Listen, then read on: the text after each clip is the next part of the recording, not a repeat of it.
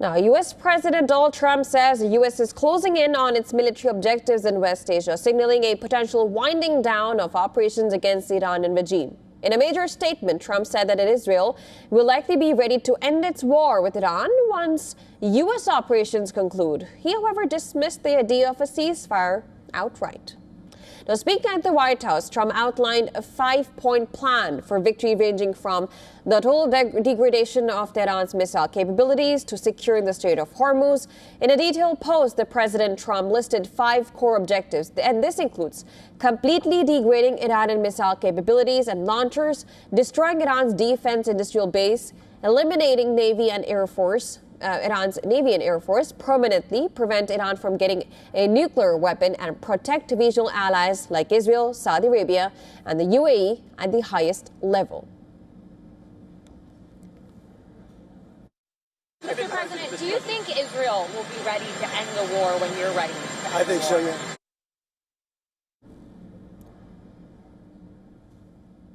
Now, as the U.S. mulls the winding down operations, a major sticking point remains the Strait of Hormuz. While President Trump has called the reopening of the strategic waterway a simple military maneuver, he, however, insisted that the U.S. should not have to do it alone, pointing the finger at nations that rely on its oil.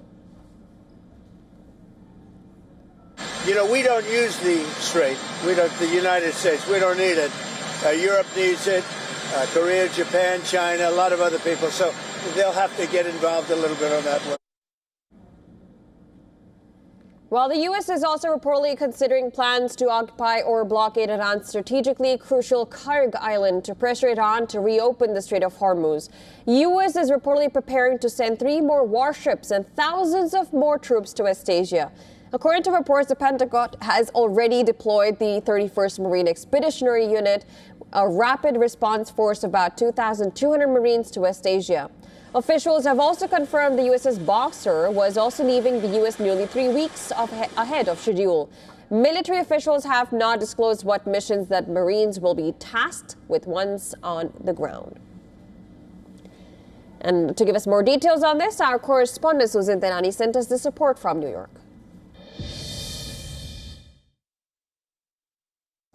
President Trump says the United States is getting close to achieving its objectives in Iran, signaling a possible wind down of military operations. But according to U.S. media reports, the U.S. is preparing to send 3 additional warships and thousands more troops to the Middle East region, while also considering plans to occupy or blockade Karg Island in order to persuade Tehran to reopen the Strait of Hormuz. The president says he's not ready to say publicly if that's the case or not. At the same time, the U.K. has approved the use of its bases for U.S. strikes. So while the White House is talking about winding down, the possible military buildup on the one hand, rising global oil risks, and expanding coalition pressure from the White House on its allies all point to a conflict that may intensify before it winds down. Susan Tahrani reporting from New York for WION World is One.